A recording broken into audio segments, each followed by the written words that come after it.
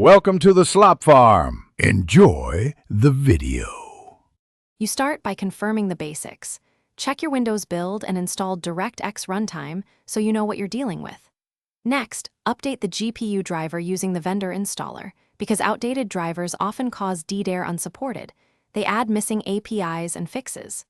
Then run DXdiag, save the report, and inspect Direct Draw and Direct 3D lines to see which features are disabled. Once done, you'll have concrete targets for the next hands-on fixes.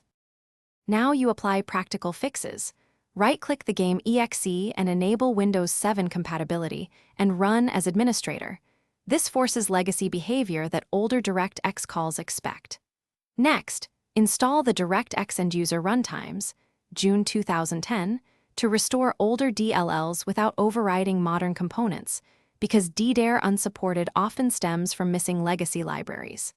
Then, check your GPU control panel for direct draw or legacy acceleration options and enable them.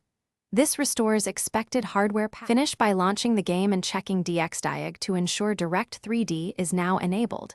If it still errors, try switching the renderer via the game's launch options, for example DX9 or OpenGL, because some titles ship multiple backends. If problems persist, perform a clean GPU driver reinstall using the in safe mode to remove corrupted remnants.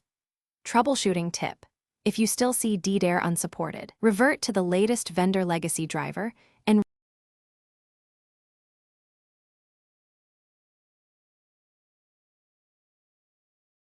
Thanks for watching. Consider subscribing if we helped you today.